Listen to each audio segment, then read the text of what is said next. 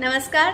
मला माहिती आहे तुम्ही खूप बिझी आहात आणि आजकाल 10 सेकंडपेक्षा जास्त कोणाच्या बोलण्याकडे लक्ष पण देत नाही.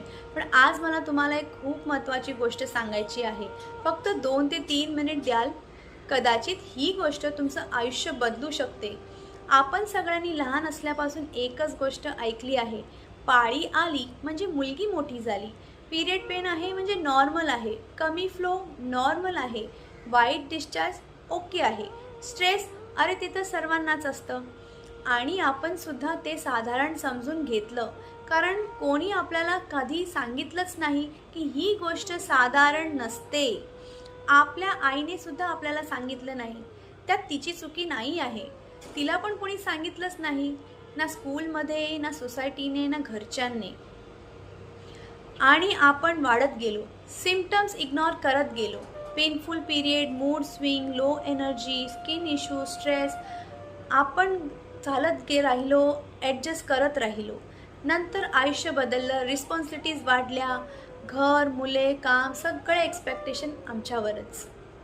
पण एक गोष्ट कोणी कधीच सांगितली नाही. मुली, तू पण थोडी स्वतःची काळजी घे. तुझा आनंद तुझ्या हार्मोन्सला बॅलन्स करतो. कोणी सांगितलं नाही की हार्मोन्स म्हणजे फक्त मेडिकल वर्ड नाही.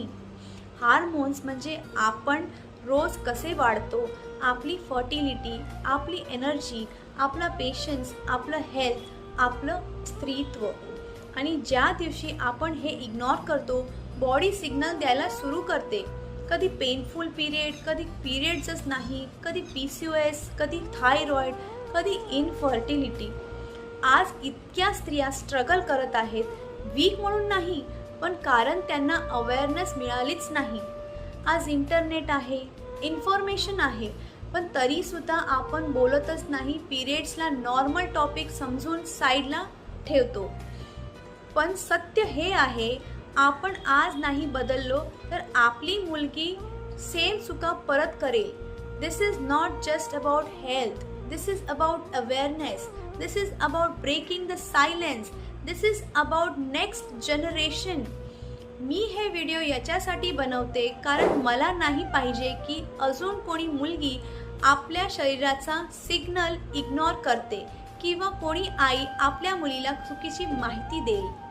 आणि प्रत्येक स्त्री एकदा तरी स्वतःला हे सांगेल, मला पण स्वतःची काळजी घ्यायची आहे. माझी हेल्थ महत्त्वाची आहे. माझा आनंद महत्त्वाचा आहे. कारण हार्मोन्स फक्त मेडिकल टर्म्स नाहीत. हार्मोन्स म्हणजे आपण स्वतः.